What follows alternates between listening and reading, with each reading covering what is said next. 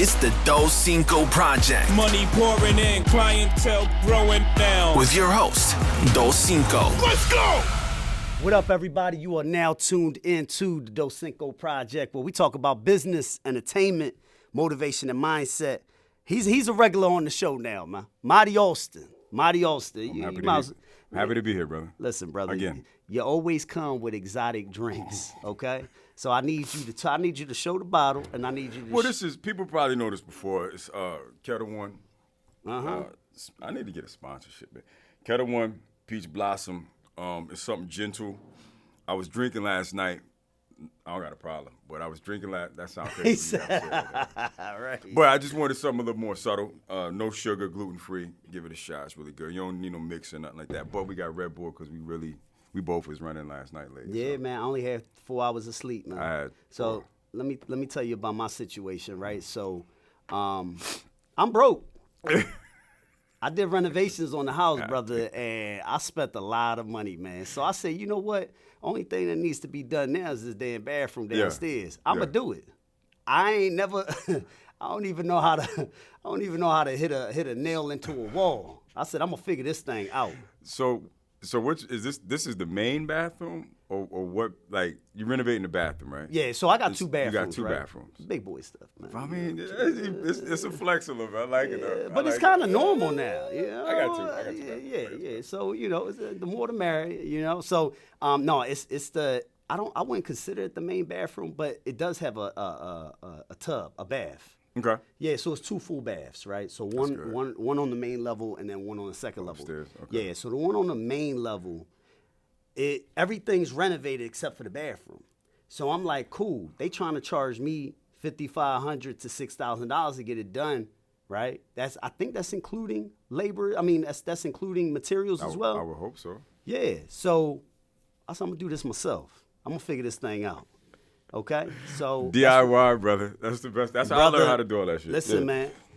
I went to Home Depot. I'm very well rounded with Home Depot now. I got me my little vanity. You know got your all way that around. stuff, brother. You know your way around Home Depot. Yeah, man. I've done some plumbing. Took me 2 days to do the plumbing, but that's cool because I was just figuring it out through YouTube. Like when I ran into a specific problem area, I went to YouTube, figured it out, jumped right into the next. We good, man. So you did the plumbing yourself? I did the plumbing myself, man. Okay. I'm very proud of myself, man. I turned it on, no leaks. Okay. No leaks. Okay. Man, I've been testing it out for the past 2 days. Do you got a pitch on the drains? Everything's going down? I don't know what you're talking about. God damn. I don't know what you're talking about right now. As soon as you said pitch, I'm thinking baseball, okay? Bruh. We're going to figure this thing out. All right, it's a trial error. We're going to figure it out, man. You need my help, just let me know, bro. Yeah, man. But I've been down that anyway, road. man, I'm tired, man. I went to bed at 2 o'clock, had to wake up at 6 to take the boy, get the boys ready and everything. So we tired, man. Yeah, man. Yes, but you was in Connecticut. Yeah, I was in Connecticut taking care of some business, and I was with my son last night. He's 22. I love the fact that you said you sat down with your son. Y'all We had a drink. We had a drink. Y'all Yeah, had a drink. we had a drink. Shout out to Mahdi. He's at a point where he is just. You remember when you got to that point where you was like, all right, I need to start getting some money. Like not like I gotta make some money, but like, what's his 5-year plan kind of thing. Right. So that's where he's at. So I was like, let's get a drink. That was the first time first time we went to the bar and just had a drink. And just What chilled. made him want to think about that though? Like, think about it, right? He's 22. 22, yeah. Is he like? Does he want like a more fancier vehicle? Like, does he want more stylish clothing for the ladies? Like, what's the mindset that made him want to go that way? I think for him, I don't want to speak for him. This is my perception. Is I think he's seeing, like right now. He was playing football. He stopped playing football. Okay. And so he's just going to school now, and he got a job at FedEx. Okay. Just like supplement his, while you're in school. And he's starting to see people that's 27, 28, and they telling him, man, I've been here for 5 years. And so I think he's seeing like the pressure of like 5 years go by like that, and you fuck around and still be at FedEx. Yep. Number one. Number two, like, he has friends and influence. They're moving in that direction of like, some of his female friends is nurses and registered nurses now. Okay. So they developing these careers. And so he's trying to identify like what he wants to do because, you know, as you know, shit, we was 21 before we knew we was 30, and we was like, damn, what the fuck happened? Go by fast, you know what I'm man. saying? And so I think he's at that point now where he's trying to like figure it out. So he got a plan. He got a plan, but he got to do it because it ain't up to me. Shit. It's good, and you ain't lying. I remember when we were working for the Boy Scouts. Again, I constantly plug them in. I apologize, you guys, but you know, shout out to y'all. I sat down with a few top executives at the Boy Scouts when we were at a conference. And I always wanted to be like a CEO, right? I always just had that vision. I didn't know what I was going to be CEO of. I just always knew it. Yeah. And then I was having conversations with them over some drinks, and I didn't like the lifestyle. No. 238 days sometimes on the road without seeing your family. Yes. Your kids don't even have a relationship with you, but you making $300,000, $400,000, $500,000 a year. I said the trade-off is, it's work-life balance, bro. Right. That's the most important thing. Like, you got to decide if. Well, I always tell people, what's your number? And some people really don't have that. I don't care. I want to make $500,000 a year.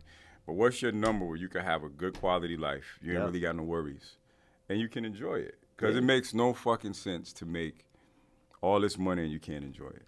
No, it's ridiculous. Well, first of all, it makes sense to make a bunch of money. Don't get me wrong. So I don't want to be Mr. like anti-money. Right. But you got to enjoy it. You know what I mean? Absolutely. If you working 7 days a week, you know, you're not going to enjoy your life. Right. You're missing out on football games, birthdays, you know what I mean? Yeah. Personal moments, just chances with your lady. Yeah, you might be making $750K a year. Yeah. But you ain't been on a date with your lady in 6 months. Yeah.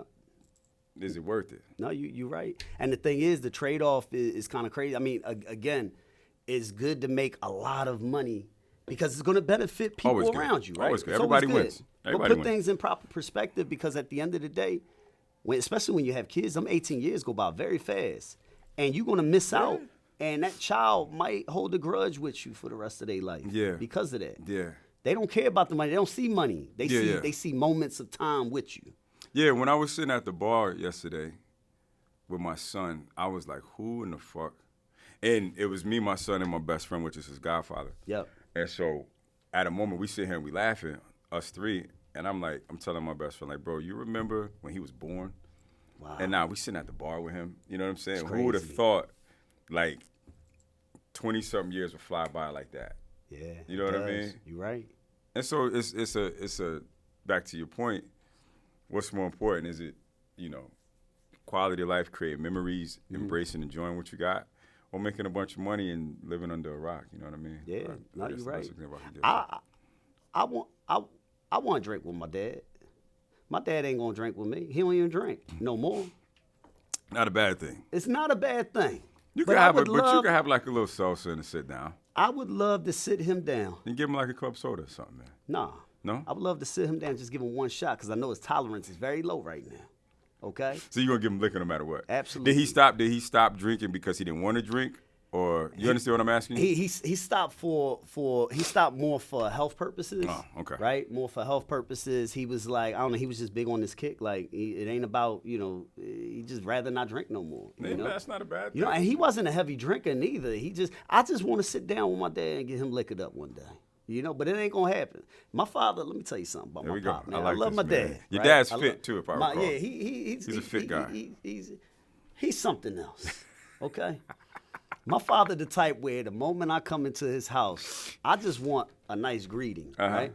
My greeting is, when you gonna start working out? Like, you letting yourself go. Your pop is solid, man. I like that shit. Yeah, you letting yourself go. Or he'll send me like 20 TikToks and ask me if I watched them. I'm like, Dad, I'm working. I ain't got time to be watching TikToks right now. All right, well, make sure you watch it when you get a chance. Then I go to the house. Yeah, did you see my TikToks yet? I said, brother, you just sent me 40 on the road. Pop wants you to get right, man. Yeah, my pop get on. Listen.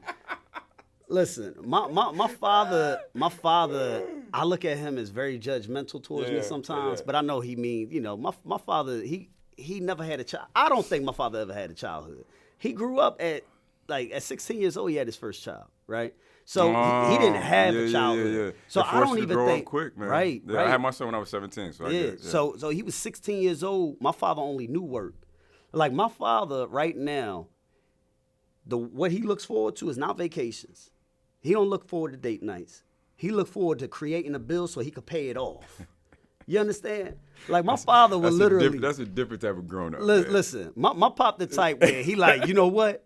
Let me figure something out. Let me see how I can pay my house off in 7 years. Yeah, he locked in. That's a different. That's a different type of responsibility. 3-4 shifts.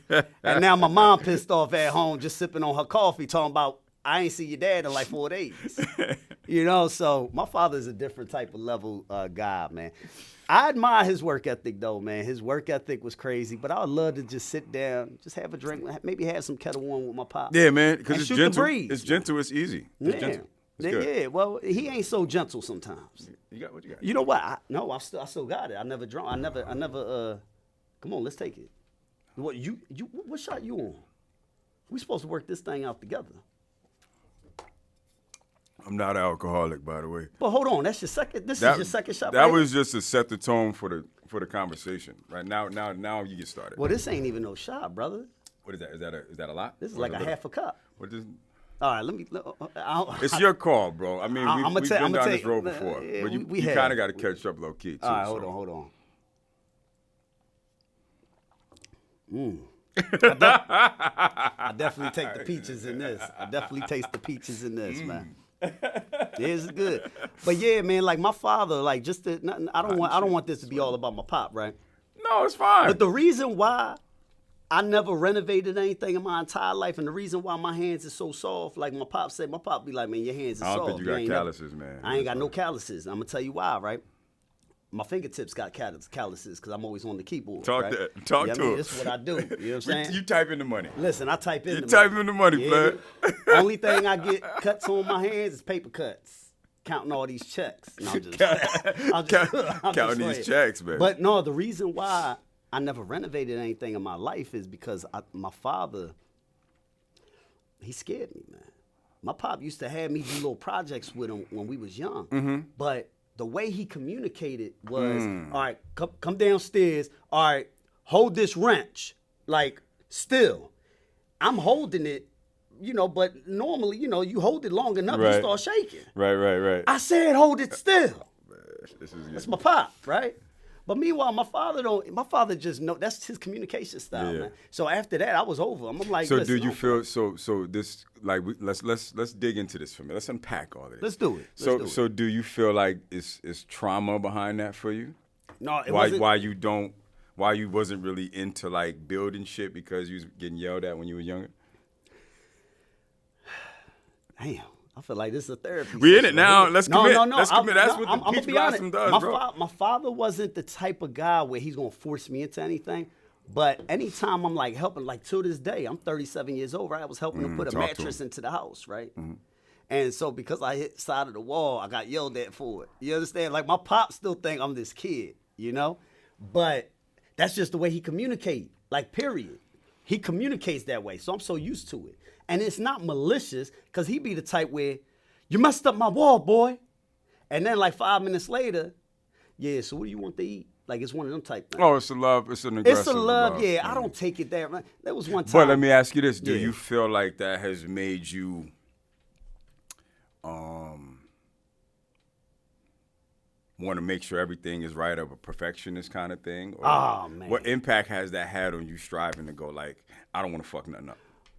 My father was such a strong person. Like, as I saw him, I'm talking about even when I was young, he was like fearless. He was a strong person. He provided for his family. Like, we just knew that when we was up under him, like we were protected. We were cool. Oh, yeah, right? yeah. So I would say he helped me to see what the man of the house is supposed to do. Right? Yeah. He was a real hard worker. Work ethic was crazy. And I'm saying, as you speak, reflect on yourself too, but go ahead. Yeah. I'll let you finish. And the thing is, like, if I'm sick or something like that, I still go to work. Unless it's like, I mean, obviously we after COVID time, so you get sick, you stay home. Yeah, right? I ain't even. No, I hear you, but work. I'm retired. So. But I love for the moment. Yeah. I got like a couple more months of retirement, then I gotta get my ass back to work. But I love the movement, man. I love the movement. But no, he created all of this like work ethic, being a strong individual overall. Yeah. But while being strong though, he hardened himself up so much that he don't know how to be vulnerable. He don't know how to be soft. He don't know how to, like, sometimes uncover. I still don't know what his childhood was like, even though he hardly had one. So do you feel like, I'm interviewing you, this is my show now. Yeah, this is a good. I like digging into this with you. Me and you had 3 topics, Yeah. and we no, because totally it's about off. you, because you always ask everybody all these questions. That's but true. Nobody No, asks you questions. Nobody like asks that. me questions, You know what brother, I mean? and then I'll be stuck on stupid. So take a shot, because I want to dig more into this with you. So do you feel like, with your dad, right? Yeah. This is a great issue, because I think we don't talk enough, especially amongst men, we don't talk enough about dad issues, right? Right. We have dad issues, whether your dad was around or not. If your dad wasn't around, that's a fucking issue in itself. Right. Your dad wasn't around, that's a bigger issue, because he is formulating, like, that's the one example you see in every day, because your father loves your mother, who is the first woman you ever loved, right? So you got this person that loves the unconditional woman that only person you know before you fall in love, right? Right. So you watching him, you kind of like, I like him, I might not like him, I'm watching him. Do you think, or let me ask this, do you feel like you're vulnerable? Were you always vulnerable, or do you feel like you became vulnerable out of spite, opposite of him, or have you always been vulnerable in spaces of like? I think I've always been vulnerable, and I think it's just due to the fact that I gravitated more towards my mom's personality and her likeness versus my father's. Why is that though, you think? Because my mom, I can go to her. I could be much more open towards my mom than towards my father. Yeah. My father's the type, and this is the reason why I say this. My father's the type, listen, you can always tell me, whatever's on your mind as a kid, right? So, say for instance, I go to my pop, be like, these kids was messing with me at school. My papa show up the next day ready to rumble. I like it. So that's a dangerous man, and he in shape. So and the thing is, look, he'll show up to my school after school. I open the doors. I'm expecting nobody. Okay, but I know at 3:00 somebody waiting for me, right? I open up the door and my pop got these dark shades on right out there, tank top shirt on, and he ready to run. He don't care. And his right? name Daryl. Right. So and his name is Daryl, right? Blackest name ever. But because of that, it made me shut a lot of things down from him because I knew my pop was a confrontational person. I didn't like confrontation growing up. I still to this day don't like confrontation. I don't even like to engage in it. You know what I'm saying? Yeah. Like, period. Yeah. The only reason why is because, I've had moments where when I have engaged in confrontation, I just didn't like the person that I was. And you know what's crazy? I was listening to a Mike Tyson podcast, and they asked Mike Tyson, like, what's the mindset? You cry before your fights. And he was like, yeah, I do cry before my fights. And they said, why do you cry before your fights? He says, I cry because I don't like the person that I'm about to become. I'm scared of that person. I'm like, wow. Yeah. So like with me, Yeah. I like to stay in a likable, like I just want to befriend everybody, love everybody. But you've always had that spirit. Yeah, I've always had that spirit. I've seen you get in the, not a lot, but I've seen you get in that space when you needed to. Right. Specifically at the but downtown it's very office. few in between. Downtown office. Downtown office was hilarious. At one time. But needless to say, you know what I'm talking about. We don't got to get into it. We ain't got to get into it. But my point is, I think I like this conversation because we don't talk enough about men. It's always this narrative kind of like women and dad issues and all of that. Right. But we got dad issues a lot. Yeah. And it's not really addressed because we so fucking men and we macho and fuck, we don't need nobody. And we got our own kids, so I'm going to take care of my kids the way he didn't do it. But that also, the fact that he might not have done whatever I needed impacted me this way because I did this. You know what I'm saying? And so for you, it's interesting to hear, like, your dad was kind of rigid. Your dad was no games. He ain't fucking around. Don't play with my family. I'm going to pay this house off. I'm going to work my ass off. Very rigid kind of guy, but took care of his responsibility. Yeah, he always did. did. You took bits and pieces of it, what you needed. Yep. But I think what we don't really give credit to or identify is how that formed us into how we are as dads now. Yeah. You know what Absolutely. I'm saying? How you are. Yeah, you're right. Even, privy to this conversation, you get a phone call regarding your son, you like this. All right, hold on. let me, you know what I'm saying? And just that responsibility you have that came from somewhere, whether it was right or wrong. You know what I mean? Right. So, and the thing is, I gotta commend my father, because being raised the way he was raised, where basically, I mean, you know, and there's no shade to his parents, but he basically raised themselves. Yeah. You know what I'm saying? The kids raised themselves, if you really want to look at it, because the father worked the majority of the time. There was 8 of them. It's hard to manage 8 kids. Yeah. For me, it's hard to manage 3 kids in the crib. I got you know what I'm saying? 2, and that's more than enough. Right. That's more than enough. Yeah. So you got 2 parents, one's making all the income, the other one's at home trying to manage the household. The kids is raising themselves. So my father's 16 years old, already has a child. He had to go to work at a very early age. His life changed. No, his life changed, but he's never had a childhood. Because I tried to sit down with him, but he refuses to talk about his childhood. So that's what kind of like gets me sometimes, because it's like I want to get to know more of him, but my father's like standoffish when it comes to that. Well, I'll say this: when I had my son at 17, for me it was I had to grow up, and I didn't have a choice. Yes. And sometimes it's tough. Because, well, first of all, if you're forced to do anything, you like fucking kicking and screaming. Yep. But for me, it was like, nah, I can't use my refund check for college to go to Cancun for spring break.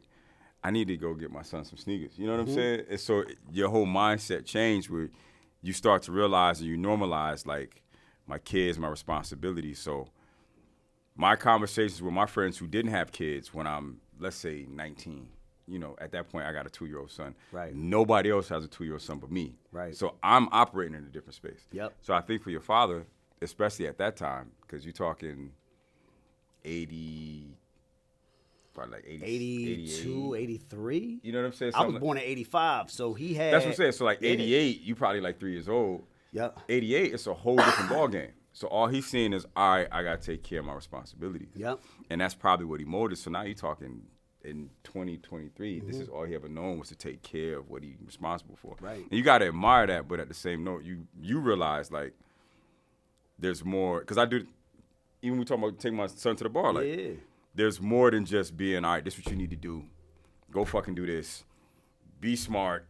Go to work. Make money. No, let me see where your mental health is. Like, what's your next move? What you thinking? What's your 5-year plan? Let me humanize you. Yeah, let me humanize you a little bit versus just being the fucking rigid father that I know because that's easy to do. Right. Versus really being vulnerable. And for you to do that is good. Yeah. No, thank you, brother. I appreciate it. You know what it is? I took traits that were positive from my father. I implemented them. But then I also saw things that I guess are like weak areas that I feel as though are weak areas in him. And I'm like, you know what? I don't want to do that. Yeah. I'm gonna go over here on this end, and I'm gonna see how I can, like if Tyler or Daryl or Liam says something about somebody bothering them in school, first thing I'm going to is let's talk to the teacher about it. Let's talk to the principal about it. Let's talk to whoever we got to talk to in order to rectify the situation. I'm not going up to the school with some dark shades on, ready to rumble the child. You know, my pop was a nut back in the day, man. But I admired his fearlessness. Well, I would say what I would do is I would reach out to the authorities at the school first. Yes. And then after that, then I'm coming with the black shades. Right. So there's a buffer in between. So now I did everything I had to do before I start punching this kid in the face. Right. You know My father. And then go get your dad, and I'm gonna beat him up too. Right. You know And then in high school, man. I remember all of this, man. In high school, my pop pulled up in a Harley Davidson, man. His father's He a G, bro. man. He a My G, pop was man. a G Eddie back in Fit. the I day. keep saying that he's a fit man. Yeah, man. He's a fit man Listen, that likes you to would whip enjoy. ass. You would enjoy going out to the gym with him, man. He the same way like you, man. Yeah. I remember you told me to pick up 50s at the You time. gotta I was pick 'em up, intimidated by him, man. I was like, I've never picked up 50s in my life. Hold on, but if your dad is working out, he fit. You just why are you going against the grain of that? I was always a skinny kid growing up. Now, obviously, I remember seeing the photos. Yeah, I was always a skinny kid growing up, but I mean, I started to gain. I'm almost 200, right? Ooh, I'm like, talk that shit. It's Do like something to do something, baby. I'm almost 200. You know, I'm like Almost 198. You know, 198, 199. You know, I'm gonna get to that. Yeah, I'm gonna get to that one, right? We gotta get you to 2. But like John Fullerwell said, I'm only one protein shake from meeting my goals, so I'm cool. yo. No, but I think what it Shout out to was John Fullenweller. I think what it was was my pop. He always worked out, but I don't think my father ever brought me into that world. Like, come on, work out with me. Why Let's not, do though, that. you think? I don't know. I think because I was always out in the streets hanging out with my friends and stuff like that. Oh, so he felt like you probably wasn't interested. Yeah, could have been. But I was also a skinny kid during that time when he was You could working have got out some real pull-ups heavy. and dips, man. Yeah. Pull-ups and dips for an hour. You could have did that with your dad. No, you're right. But my pop was just, it is what it is. It is what it It is what it is. But I gotta thank Dad, man. I gotta thank him. He a good guy, Shout out to Pop, man. Even though sometimes we be having our differences, Shit. he's still a good Which guy. is normal. It's always normal. And you know what? I gotta say this, man. Thank God he's still alive, man.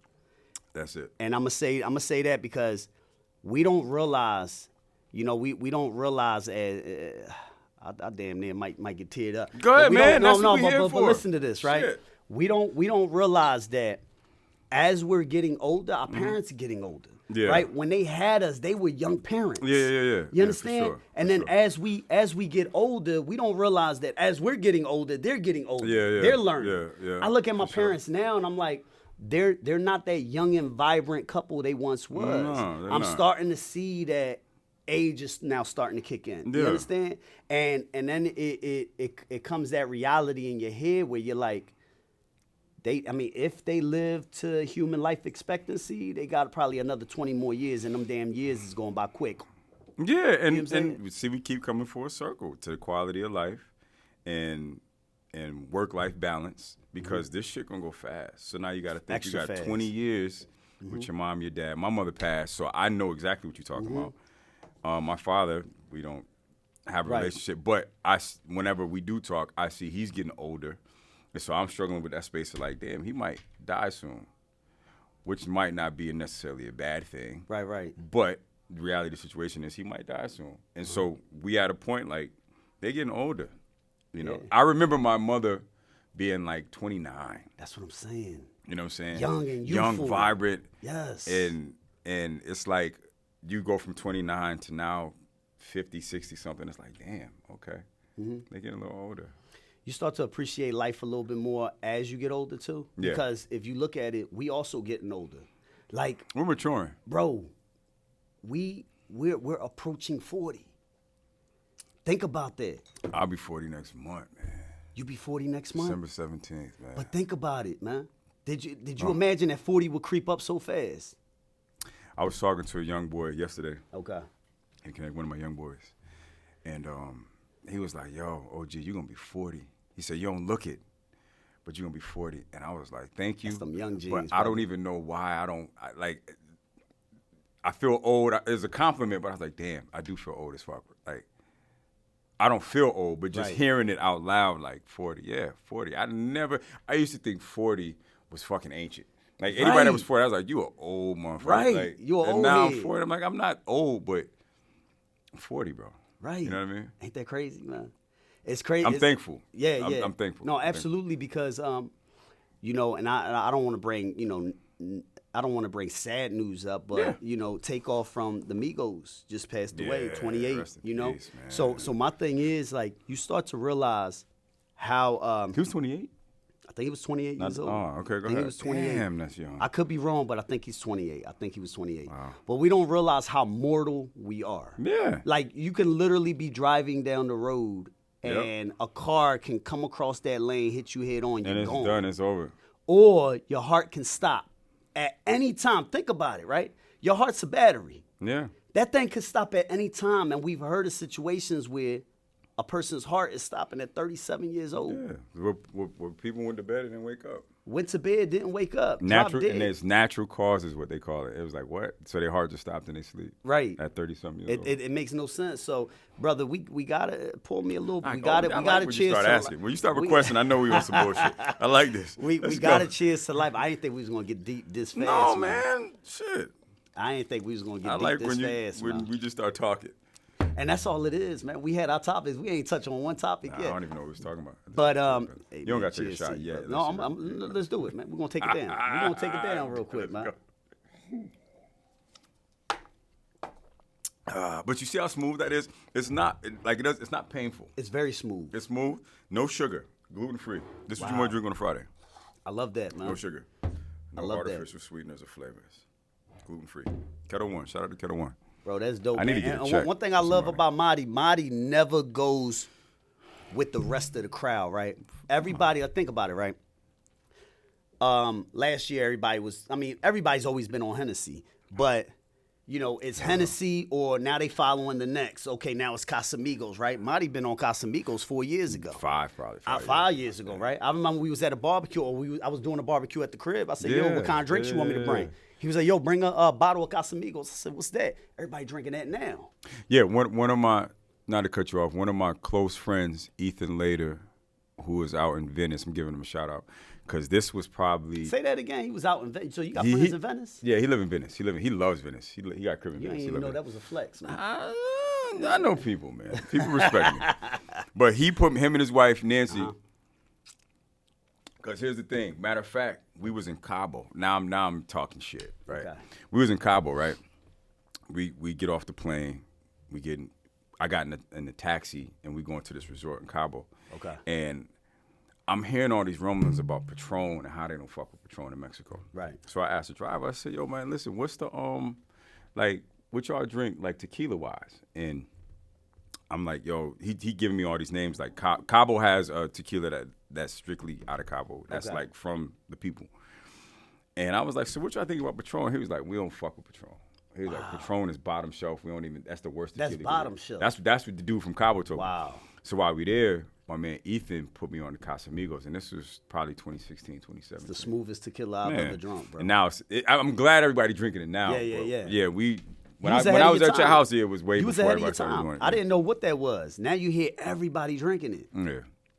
And it's overpriced now, too. But Yeah, it definitely good is. for them. You know what's gasoline to me, man? It's Jose Cuervo, man. It's dangerous. That joint will burn your throat, man. It's violent. It's violent. It's very You violent. say violent in your mouth.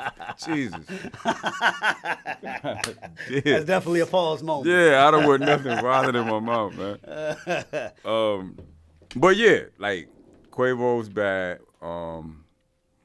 Espolon, I had that the other day. It's not bad, but I'm more of a not to be bougie. My palate is, the older I get, my palate is a little bit more sophisticated.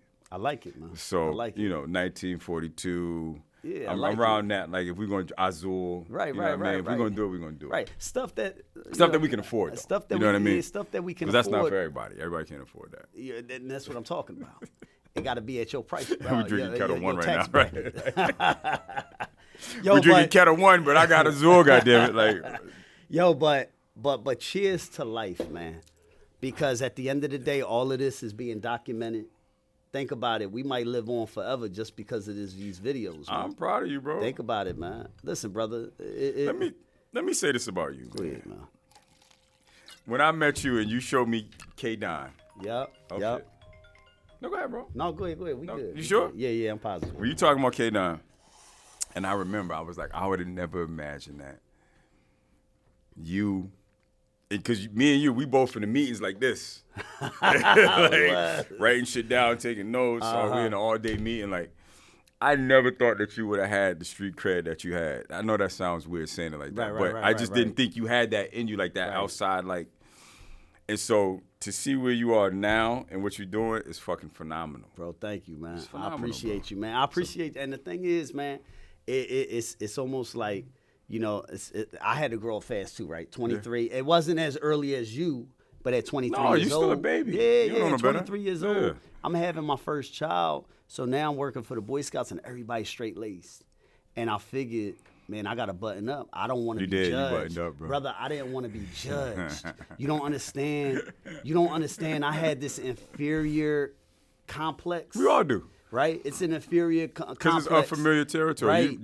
We never got really coaching on it. No, not at all. Nobody coached me on how to walk into a meeting and be professional. I had to watch and be like, oh, shit, don't do that. Don't say that. There you go. Don't fall asleep in the meeting. Yeah, right. Or when you're eating dinner with everybody, it's specific ways in which you eat, right? So, y'all, I'm going to look at this camera right here. Talk to him. Is this? I know where you're going with it. You see this? And is this, right? Yeah. You put it down. It lets you know where your drink is Drinking and where bread. your bread is. Drinking if bread. you had a table of 10. Was that PDL-1? It was I think it was like PDL-1 or PDL-3, one of them. Yeah, Yeah, they told I us think that. it was. But I didn't know I about never knew that was this thing. Never until I was knew. like, bread, Brother, I drink, still got use you. it to this day. To this man. day. Sometimes I'll be up under the table like, And then you worked from the outside in with your utensils. outside in with the We utensils. never, you got to think, all the years we went to school, and the ill part about it is that, like, a lot of these private schools, and probably even charter schools at this point, Yep. but we never even knew what that was. Outside in utensils, bread and drink, Yep. you know, napkin on your lap. We was just, you and I, we was like, okay.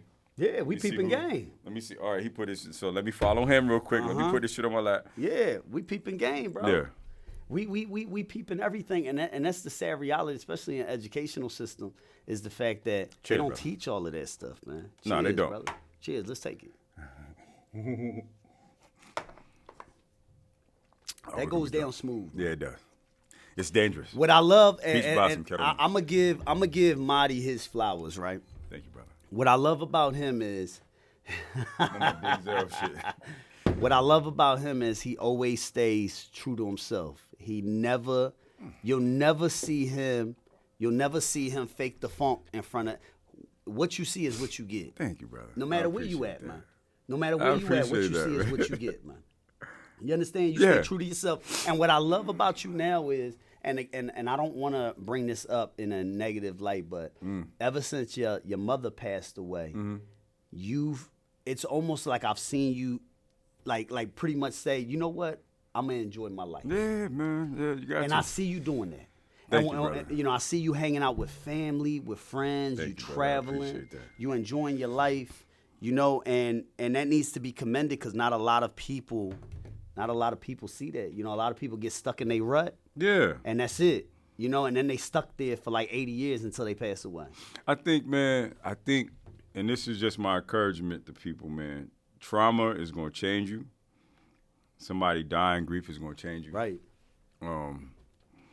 Go through your feelings, man, and whatever change you, change you. I Yep. realize life's short, and I'm not fucking around with wasting my time. Here's the thing, my mother, And, Rest in you peace. were very close to your mom. extremely close. She's my best friend. And so that hurt was crazy, but to see somebody so strong, just a mom, like your mom, like you've seen backbones your of the mom, the relationship. backbone. Yep. So to see my mother being the strongest person that I personally knew, pass, it was like, yo, none of us are invincible. So we can't keep like. And what I was doing was like, man, I gotta work. You know what I'm saying? So my mother, for her 60th, so she would be 60 this year, 22. Wow. So see my family, we doing something special for her for 60. Okay. But when she was 55, so how crazy life is, right? When she was 55, she had a birthday party. I showed up to the birthday party. When she turned 56, I didn't show up because I like, oh, y'all just doing something. Y'all getting some balloons. Right. But for 60, we gonna do it big, assuming that I had that time. You know what I mean? Right. So she passed at 57. Okay. So we never got to 60. Right. And so it's one of those things like you got to stop assuming that we got enough time or we got the ability to be like, all right, well, fuck it. We just going to be all right. Or I'll get there when I get there. Oh, I got to work. We keep coming full circle back to this like life shit. I don't know. Maybe that's the topic today. I don't know how it's. I don't. Anytime me and you get together, it's something powerful happening. So like I'm working, I'm grinding, I'm doing all this shit, and so I didn't make it to her 56th birthday. Or was it? Yeah, it was 56. And then Thinking that you had all that time. yeah, because I'm like, yeah, I'm gonna pay, because she always wanted to go on a cruise for her 60th. Right. She liked cruises, so for her 60th, I'm like, the whole family all getting together. Me and my brother gonna pay for it. We're gonna pay for everybody. That's it's not a dope. problem. Right. And then she died at 57. Wow. You know what I'm saying? Yeah. And so it's one of those things like, nah, I'm not going fuck around no more and act like I got enough time. I am about to do shit I want to do. I'm gonna live my life. And I see that. Enjoy it. And I see you doing that, man. Did you my mom, yeah, man, pull me another one, man. My mom lost her mom at 23 years old. I mean, when my mom was 23 years old, she lost her mom. Her mom was 51. That's young. Her mom was 51. Till this day, my mom still feels the effects of it, right? Because You'll never get over it. you never. Nah, I mean, bro. I can't. I don't wish it on I anybody. can't relate right now. I But don't wish it on anybody. but I think about you. I think about her. Cause sometimes me and my mom, we go through little rifts, right? We go through little, that's normal. You know, and it's Yeah. normal. Like my mom, the type where she'll come into my house and she want to do my laundry and stuff like that. I'm like, I'm a grown man. Yeah. Okay, just stay over there. But she wants to feel needed. It's almost like mothers, once they finish raising the kids and the kids are out on their own. Yeah. It's like, what am I going to do as a mom now? Like, how am I going to operate? What's my situation in life? And so she constantly tries to like kind of insert herself. Yeah. Because she wants to still feel wants to needed. feel needed. There you go. Yeah. And so, you know, I look at her, you know, she went through a lot of stuff. So I look at that as far as life and be like, you know what? I don't want to hold no grudges with anybody. Yeah. Not even in family. No, you know what I'm saying? it's not necessary. Because it's not necessary. Did you expect your mom to pass away as early as she did? No. So when you found out that she had cancer, like what okay, Yeah. you figured, okay, we're gonna beat it. We're gonna beat it. Yeah. How long did it take from the beat, you know, from trying to beat it to when you faced the reality that okay? My mother got her mammogram, so I always tell anybody who watching this, like I tell always when they go get your mammograms. Yep. And all that. So she got it. She finally had, she had a lump in her breast. Okay. And she went to the doctor, was diagnosed, and I want to say maybe 2018, January 2018. I feel like I could be off. After that, it just progressed, and it was just a thing where what people don't understand about like any type of cancer, period, in your body, that it spreads. So if you don't get control of it and really like go to the fucking doctor, Right.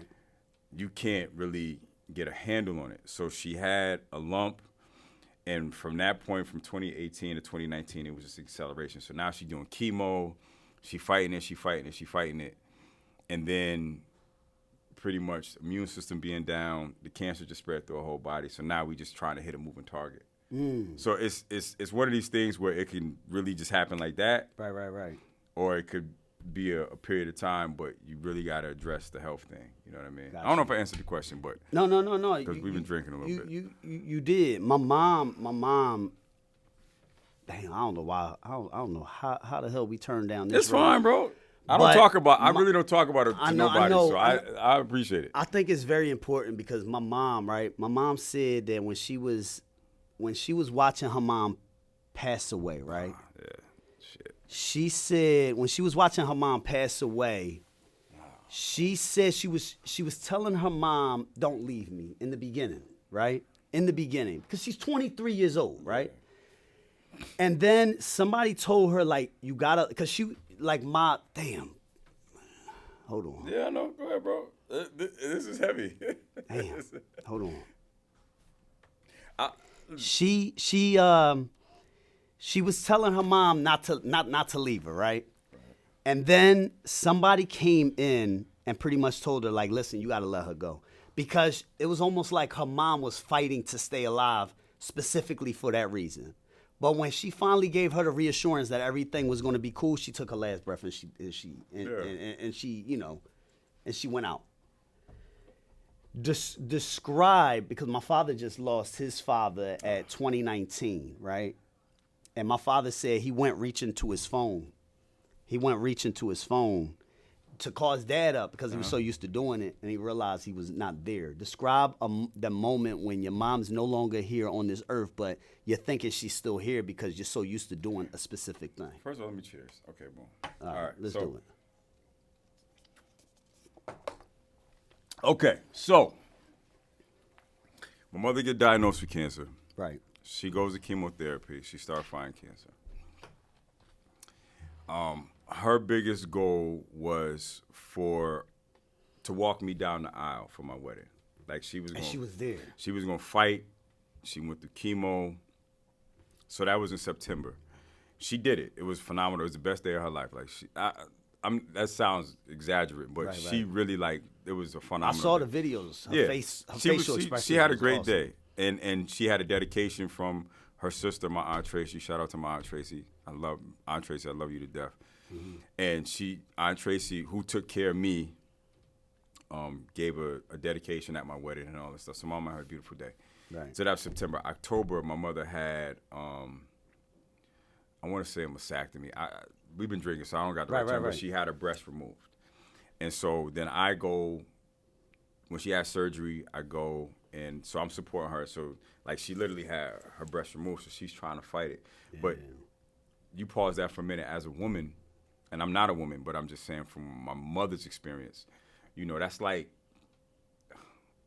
I equate it to, like, us getting our testicles cut off. Yeah. Like, it's just something. Or losing our penis. It's like a man that's thing. That's the man like, thing, like, right? Oh, shit, you know what I mean?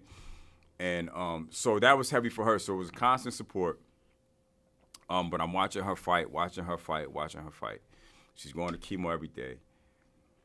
So she reached her last day of chemotherapy. Mm-hmm. So she was done. The cancer was gone. Okay. We celebrated. We were like, all right, cool. It's time to get better. Now we about to party, this and that. Right. That was in November. You got December.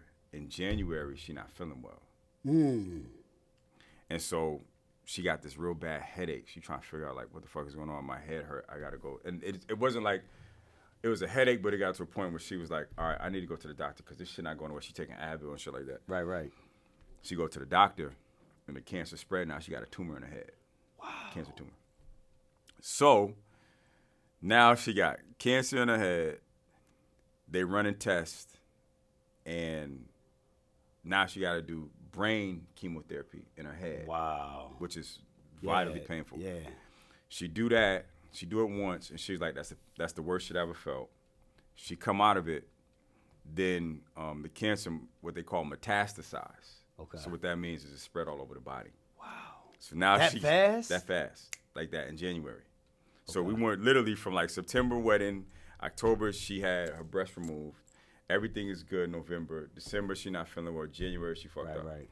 So now it's all through her body.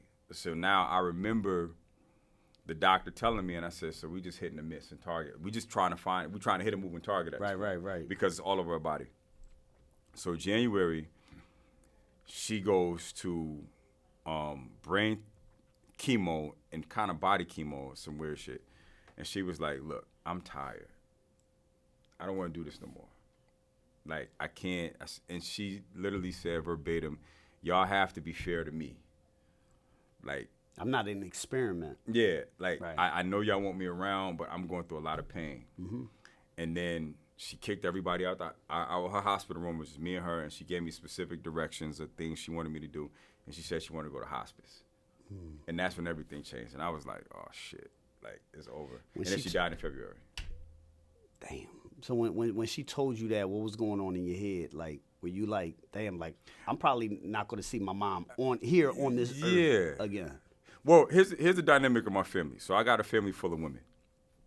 So, and from what I see, y'all very close. Yeah, we're all close. I love that. We're a very tight family. Right. Like, anybody will tell you, and it's all women. I'm the oldest male. Okay. In my family. So I was responsible. So you the patriarch. Yeah, I'm the patriarch. Yep. Yeah. So I had to deal with everything. So when she told me she wanted to go to hospice, I had to tell my grandmother, like, Mama want to go to hospice. I had to tell my mother's sisters, like, wow. Yeah. Wow, we getting heavy in this. God damn it. I'm gonna be honest, man. I don't shed tears on camera, but I'm a little misty-eyed today. I'm not crying on fucking camera. Focus. Listen. Focus. Listen. Light. Go ahead. I'm sorry. No. Finish that thought. We're good. So needless to say, for me, it was more the responsibility to making sure I took care of my mother, and I feel like. Well, my grandfather told me I did well, and my grandmother told me the same thing. And these are her parents, so they said I took care of my mother. But I feel like I had a responsibility to take care of her and her wishes. But it happened so fast, and to your point, like you were saying earlier, we really don't value time as much as we should. Because nobody could, and I stand on this. I stand on this. Nobody could ever tell me that my mother would not be here because she walked every day, worked out every day, ate healthy. She was a cannabis consumer, so she was in CBD. She had her own joints, all of that. And so I say all that to say, I think we feel like we don't really connect to our health as much as we should.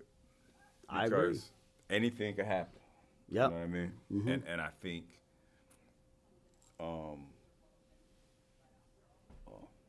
Yeah, I think they just taking a tour. I like this spot, man. Hey man, it's a good spot, shit man. is clutch. It's a nice It's creative clutch. spot, man. We got Marvin Gaye back here.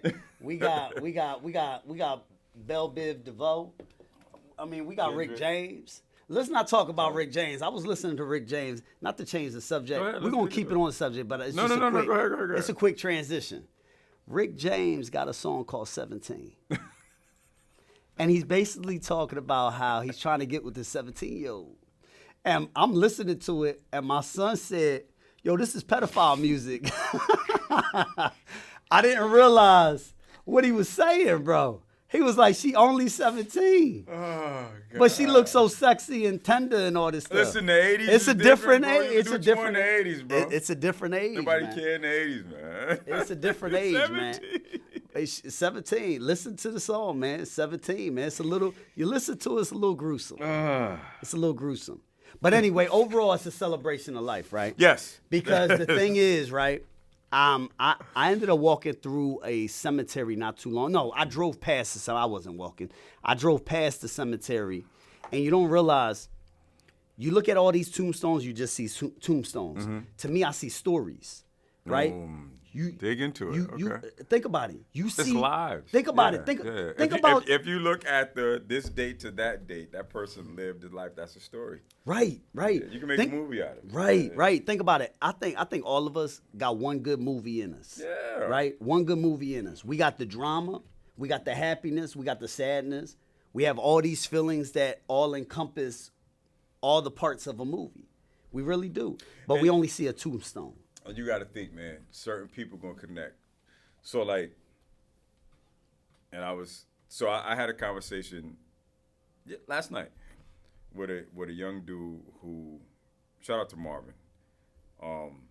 He's in med school, right? Okay. From Chicago. And I was telling him, like, he's a black kid, 30 years old, in med school. He's starting his residency. Okay. So my point of our conversation was that you have a story that a lot of people won't even know exists. It's not a lot of black doctors that you run into. Right. Not a lot of, at least where we are. Right. You know No, what it's I'm the saying? Like, truth. it's not a lot of black doctors that's in residencies that we personally know. Right, You know right, what I mean? right. We know like CEOs and, Of but course. maybe in the health, I don't know a lot of black doctors. Right. Only one I know is Keith Leapart. Oh, well, That's the only one I know. First of all, let me say that.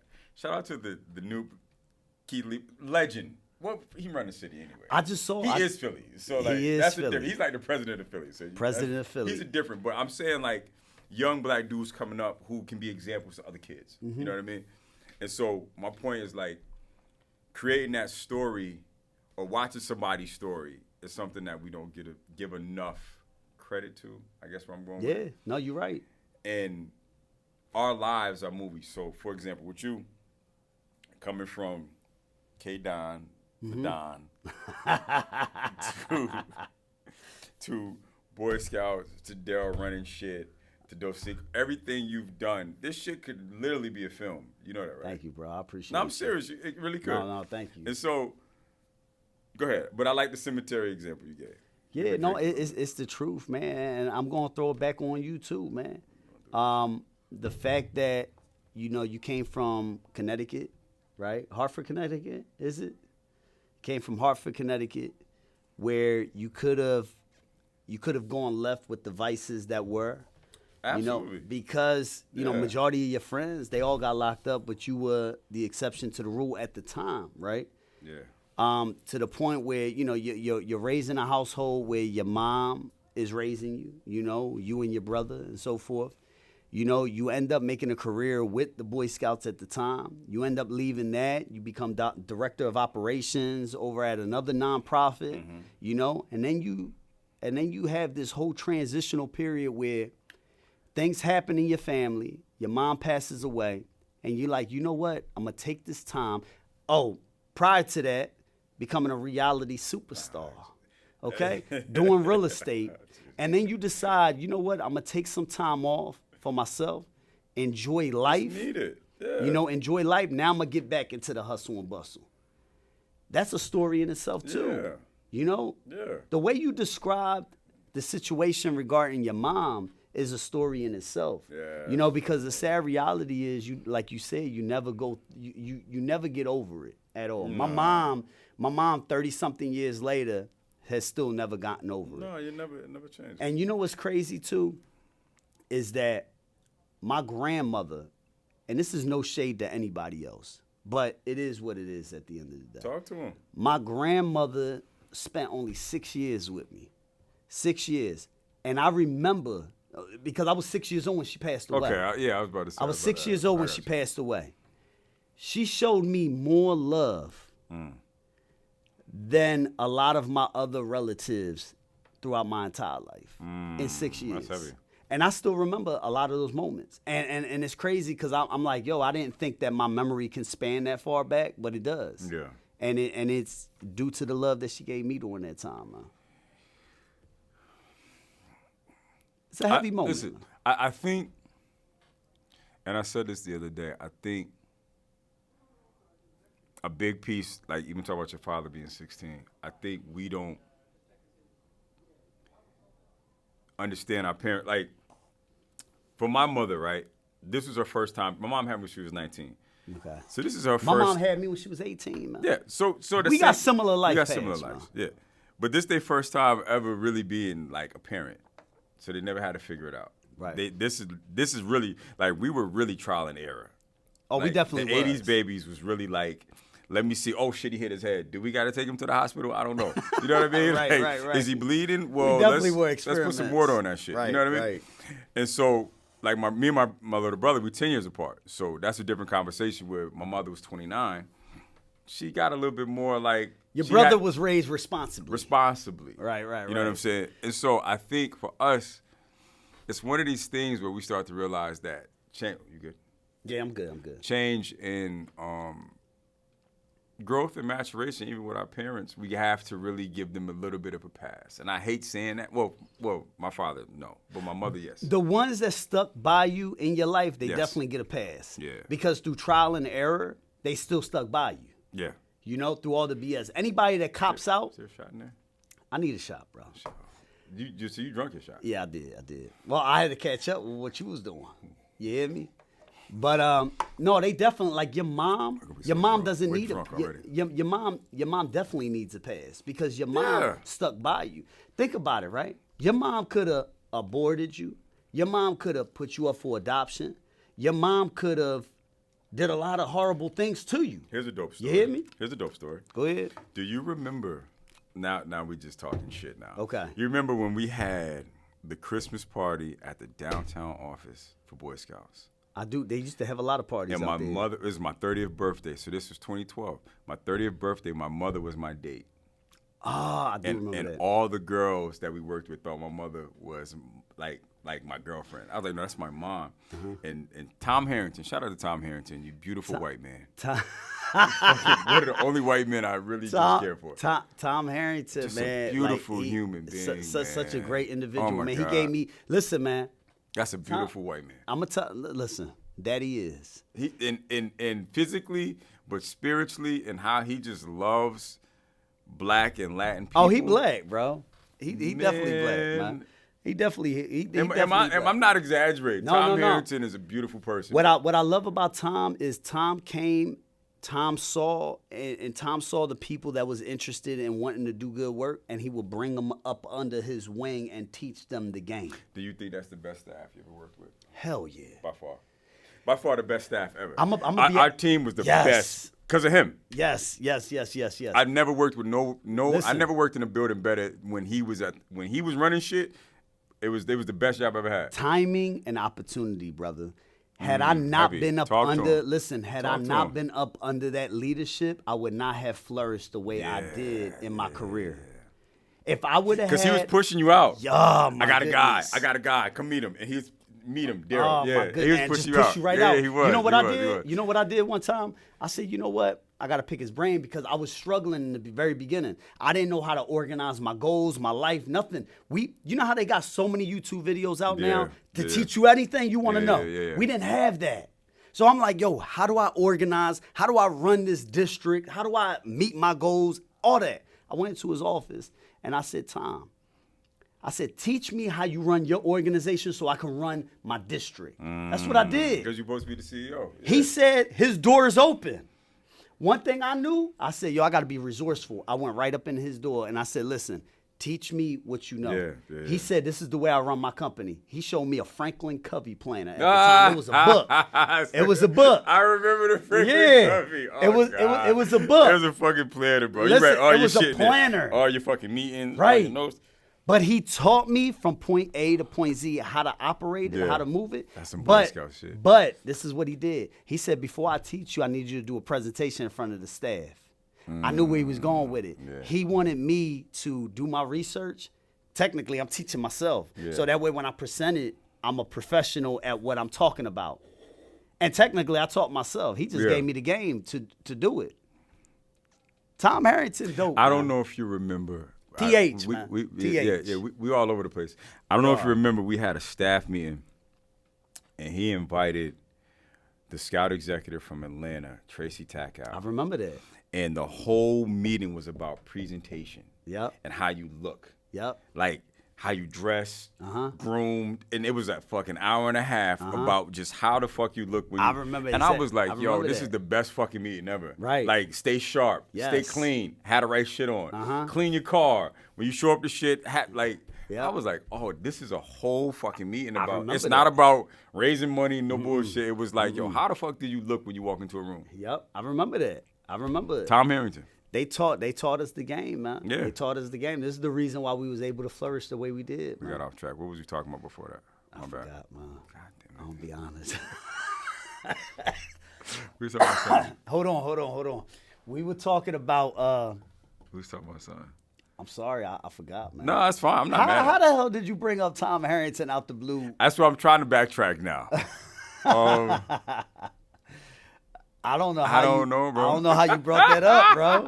I don't know. Anyway, we got 12 minutes. We might be drunk now. I don't know. Yeah, we might be drunk now. Yeah. Oh, we got time. Listen, we got time. We got 12 minutes, man. But anyway, do you want to talk about the topics now, or we want to keep going? Man, let's keep on going, man. We can always discuss them topics another time.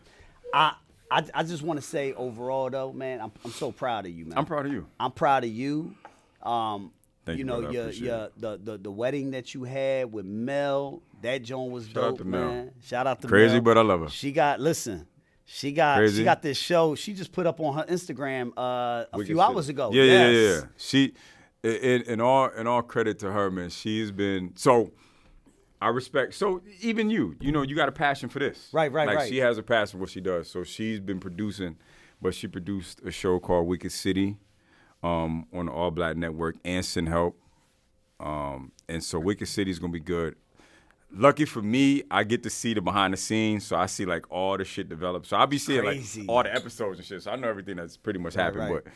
But I think just watching her, it's hard to see for me because I don't know if I could ever be as passionate about something. Well, artists, right? Like it's a bunch of artists here, and you're passionate about this.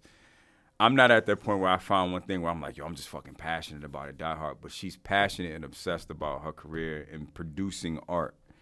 And so Wicked City is it's gonna be dope. You gotta watch it. Have you delved into that though? Like I truly believe that God gives us a gift. We just gotta find it. Yeah, no. My thing is leadership and installing leadership and success in people. That's what I've always cared about. And so I'm more of making shit happen with the end result. So why you don't go out and be like a motivational speaker or like a Eric Thomas? I thought about it, but I just think when it's right, it's gonna be right. Okay. You know what I mean? Okay. That's gonna happen at some point. Yeah. But because when like the medical student I was talking about, I'm talking to him the whole time, and our whole conversation, I'm telling him like, yo, keep in touch. I got you.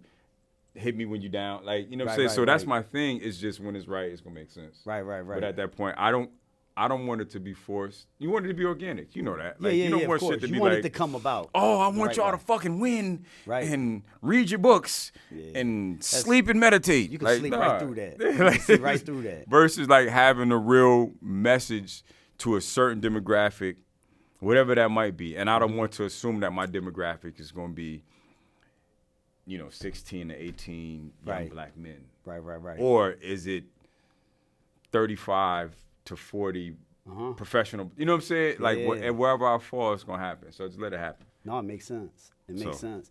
I think you definitely. I think honestly, I think your gift is communications, man. Cheers, brother. Cheers, brother. It's a beautiful thing. But listen. First of all, let me say this: don't fucking give me all these flowers, because I watched you in a room for like 800 fucking Boy Scout people control the whole fucking room. And I sat there one day and I was looking at the stage. I was like, I don't even know if I could ever do this. And you were like, yeah, so we do this in Philly. You know what I'm saying? And we got the little young black boys. They might be dirty, but they good because they got their uniform on. And you see they got the, I was like, look at Daryl. I'm sitting here like, look at this motherfucker controlling all these Boy Scouts. You know what's crazy? One thing, I gotta go back and you see the way it comes full circle. I got to give a shout out to my parents, my mom and my dad. I love y'all. I'm gonna drink this whole bottle. Because you know what? They filmed everything. Like they during my childhood. Okay, during my childhood, boom, camera right here over the shoulder, filming graduation. Yeah, really? You know it was VHS. Yeah, I know the big camera, the big shit, the heavy shit, the big joints. Yeah. Right? They filming house parties. They filming graduations. They filming all this stuff. I still have those VHSs.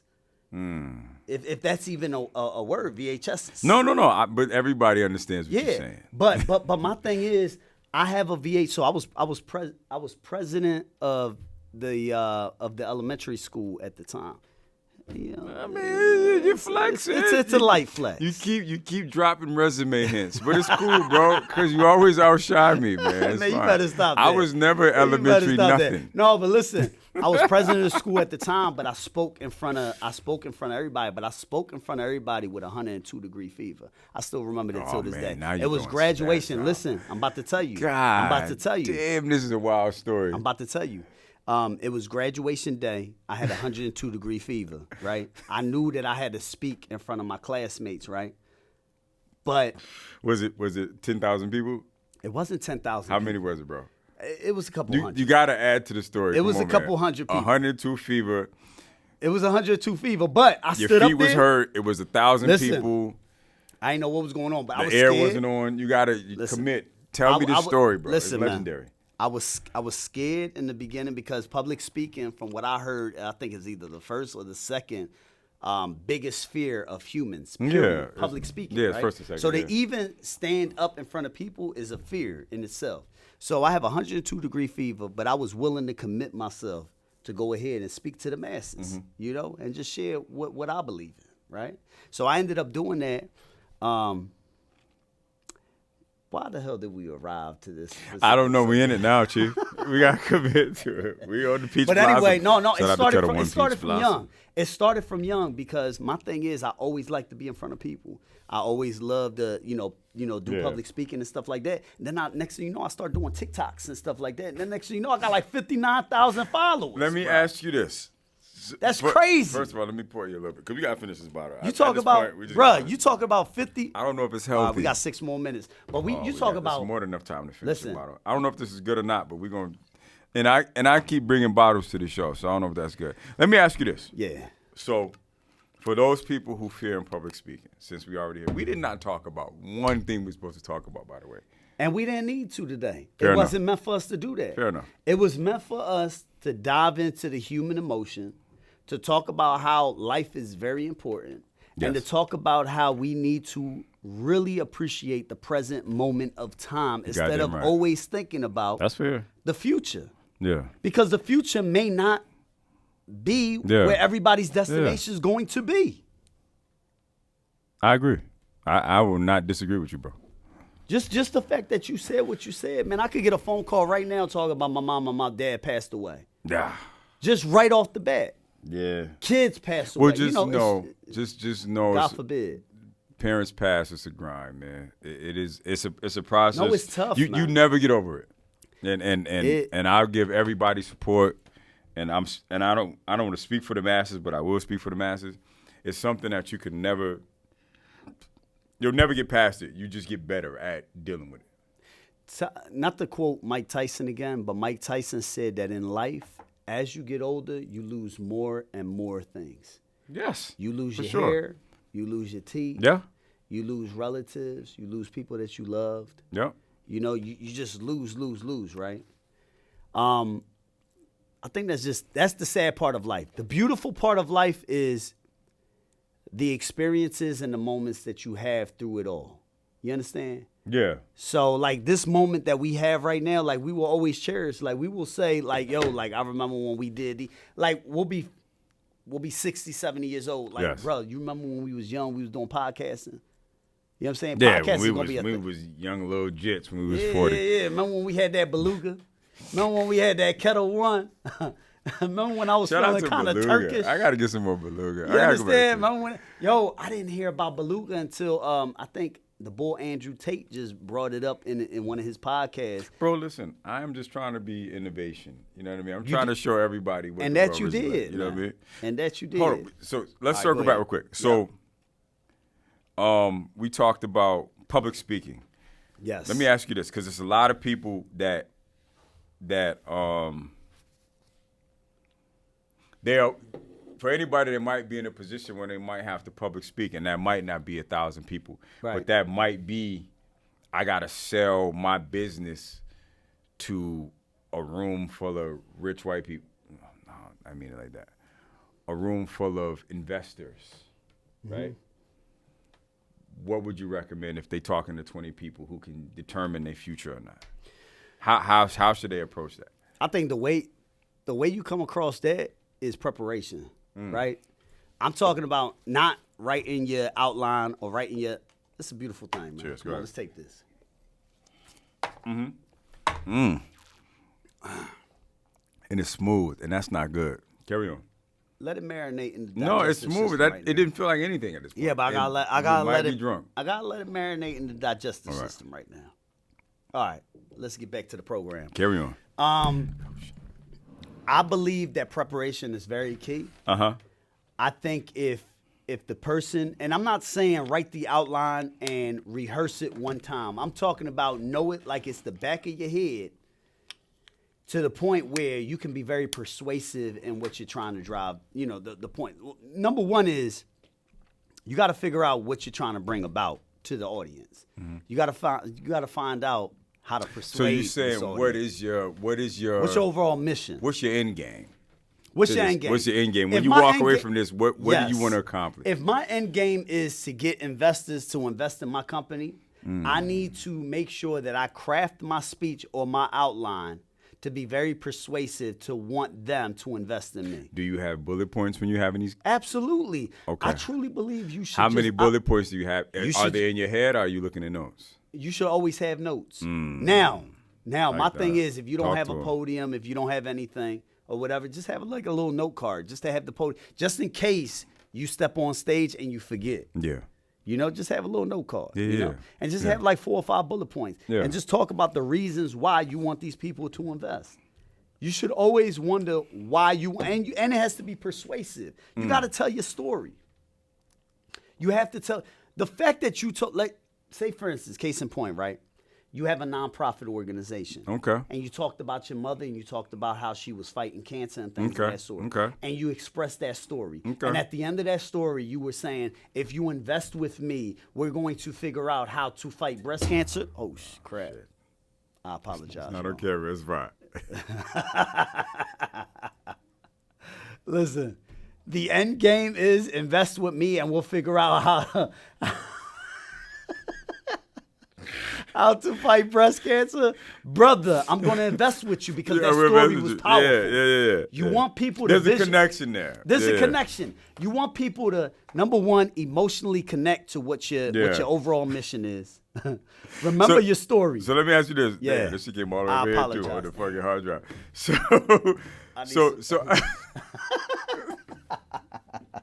So how do you get past the fear of public speaking, you think?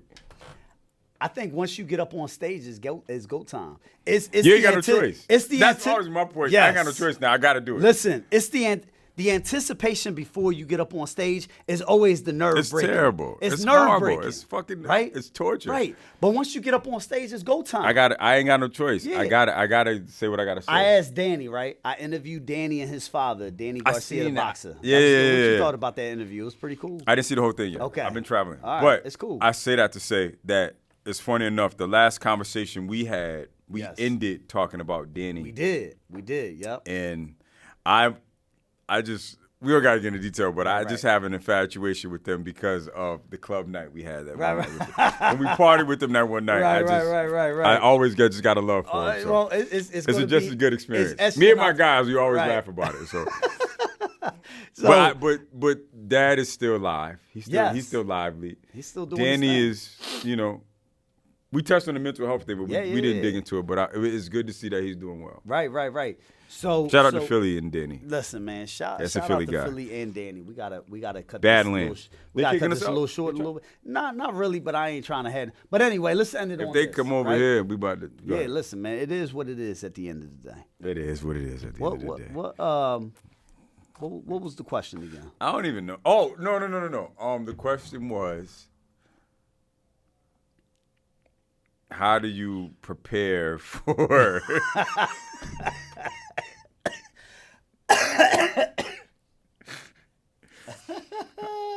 Before you go do your public speaking.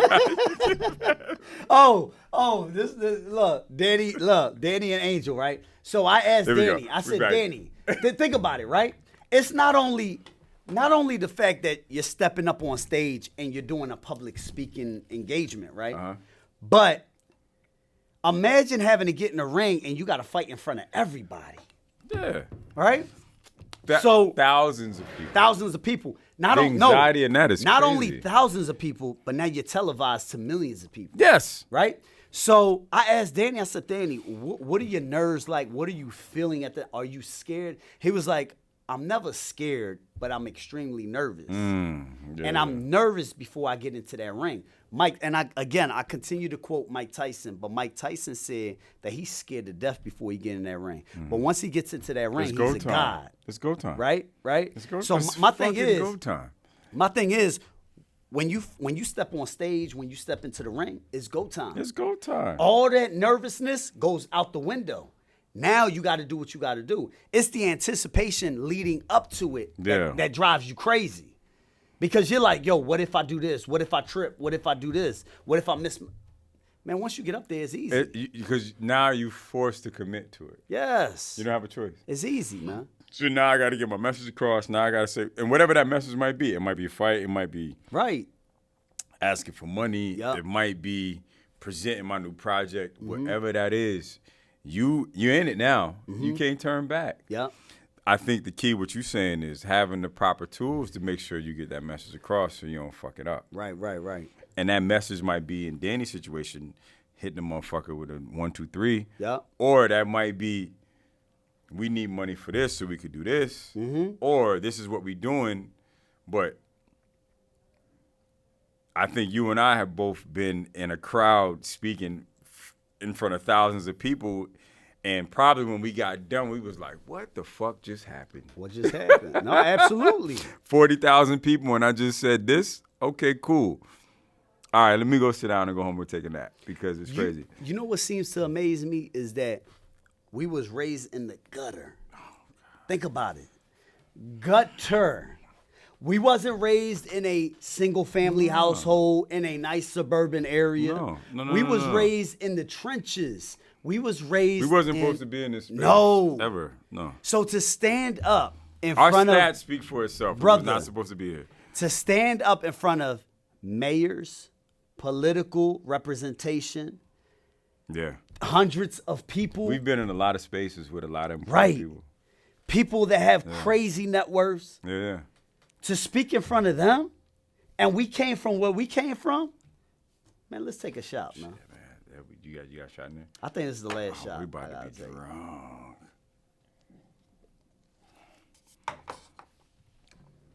I think we got heavy in this episode. And so I'll be back 3 episodes from now and we could talk about what we were supposed to talk Listen, about. this was this was definitely heavy, but I think it was definitely needed. It was needed. because you have a lot of you have a lot of male figures that sometimes they hide their emotions. For sure. And sometimes they don't want to speak on it. But the fact that we spoke about not only the trauma of losing a parent, death, and being in the present moment in life, I think it all comes full circle to just pretty much just let us know that we need to appreciate life overall. We need to appreciate the relationships that we have. Love our we people. need to appreciate, the moments.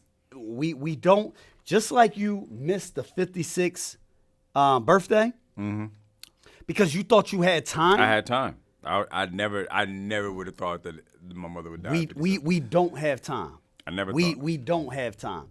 I had to tell my kids not too long ago because they was mistreating my parents. Like they were like talking reckless to them, like just being disrespectful.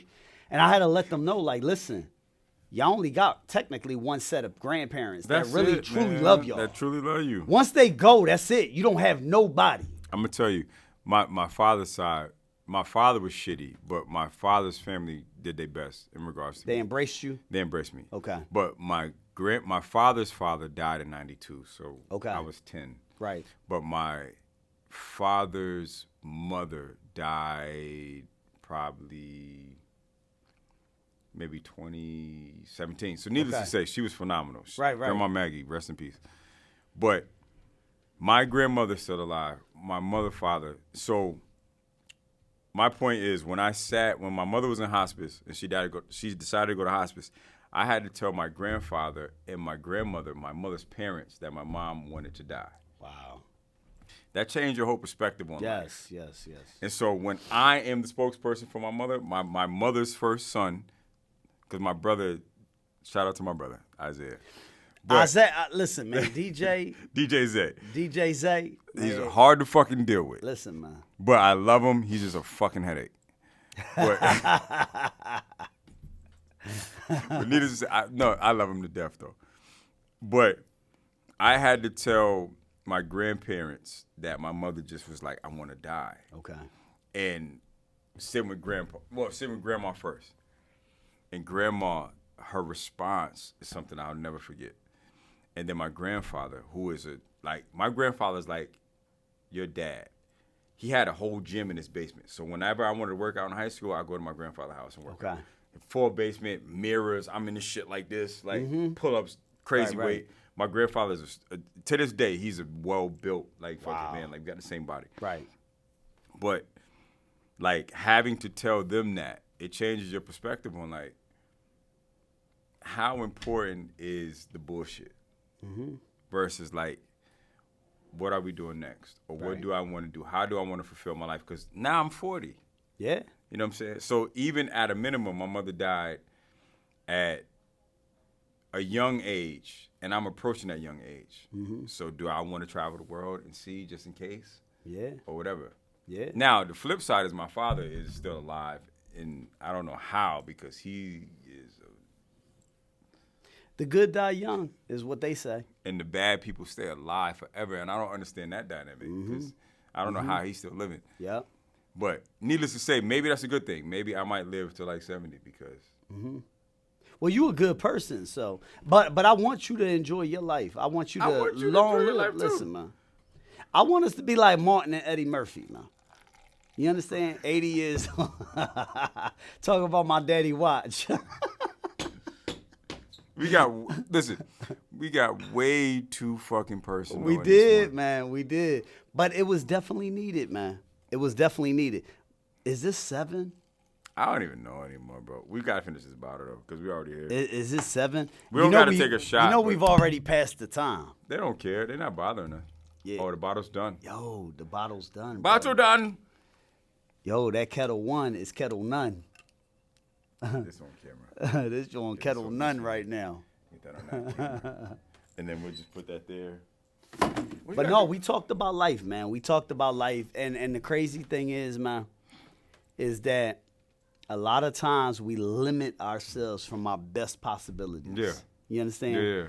Like, when we were young, our imagination went, wow, we wanted to be everything that we could possibly dream of.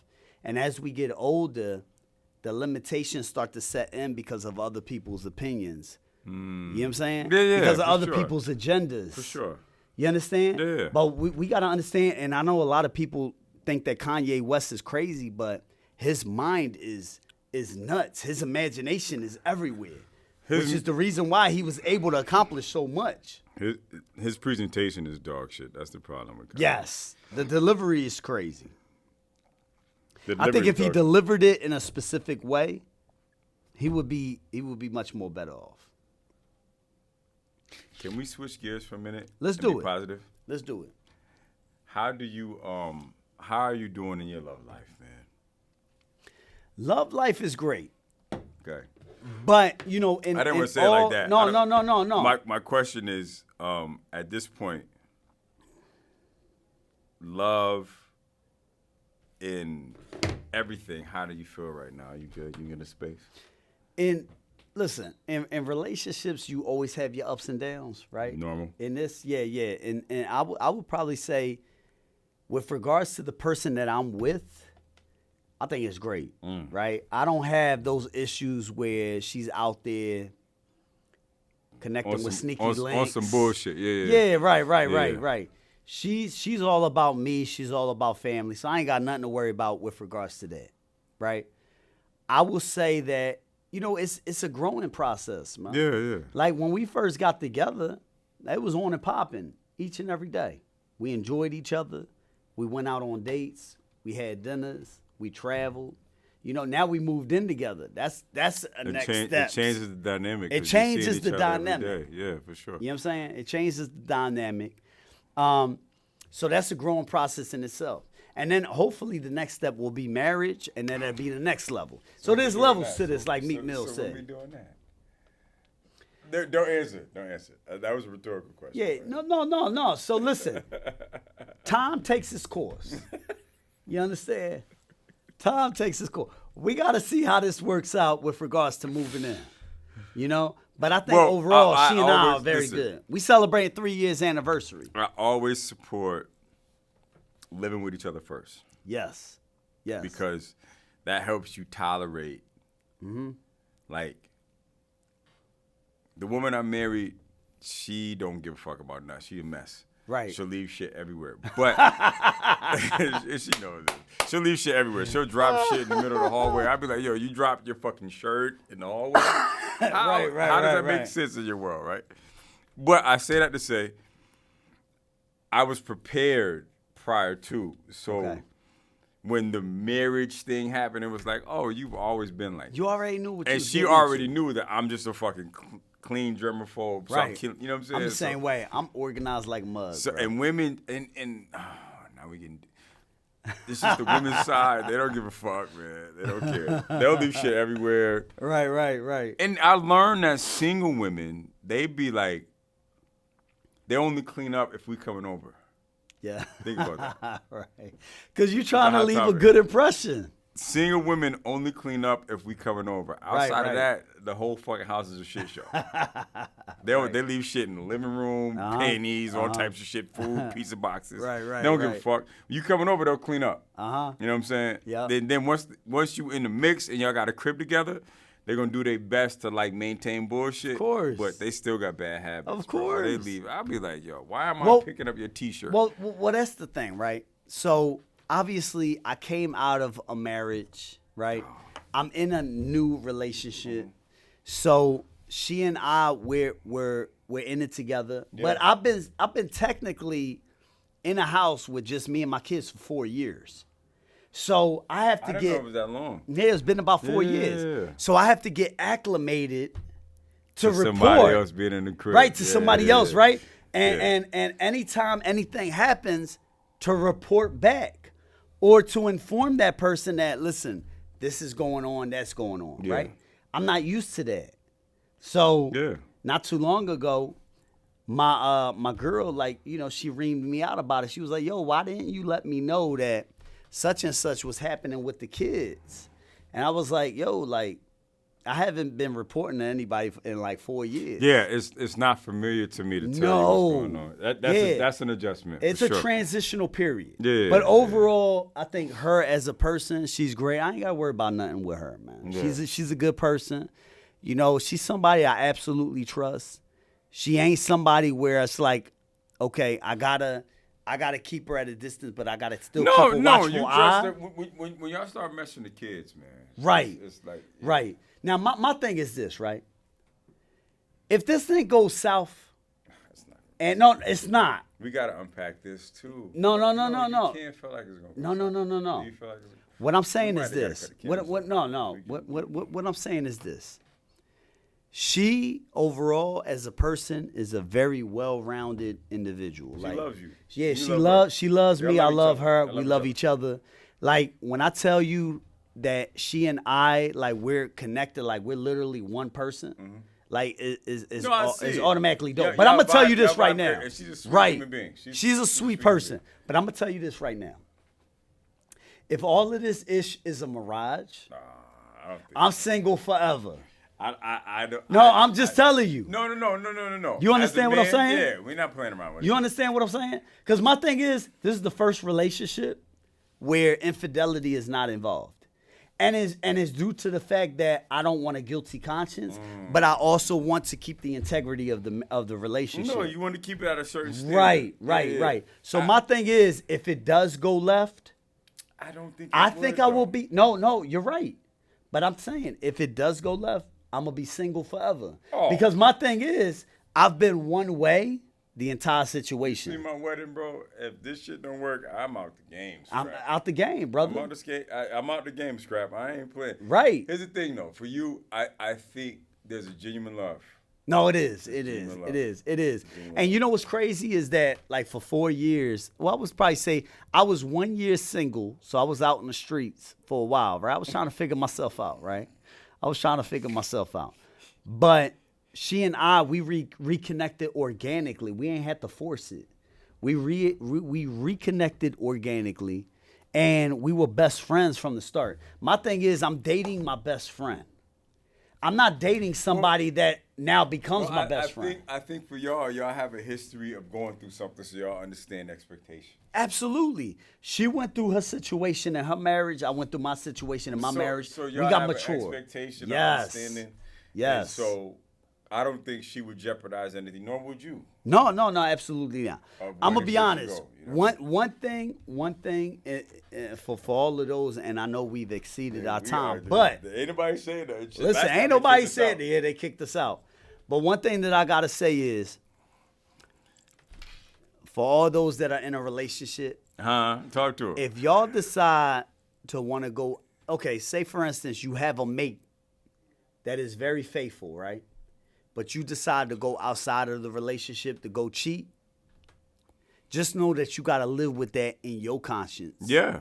When you sleep at night, you got to replay those memories. It's not a cool thing. Don't fall into the lust. Don't fall into the lust. Talk to Because him, believe me, lust will be out there. Lust change everything. Lust will be everywhere. Everybody got a BBL Everywhere now. you go. I think they're going to kick us out, bro. Yeah. But Would I be overall... wrong if I try to start fighting motherfuckers in? No. You ain't going to want to do that. No, I'm let's saying, not do it. So if I punch somebody in the middle of their shit, would that fuck everything up? It might revoke my membership. All right, we're gonna do it. But what I'm saying is overall, everybody's built like her nowadays because everybody's getting artificially inseminated or whatever the heck you want to call it. Artificially inseminated. Whatever you want to call it, right? God. But my thing is, harsh. you can That's get so the BBL, but my thing is, are you going to get the integrity that's attached to it?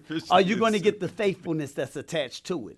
Are you going to get the being only to one person attached to it? Oh God! You could get all the BBLs all you want, but if you're LD at the end of the day when it comes to relationships, it ain't gonna work out for you. I lucked out with a good person.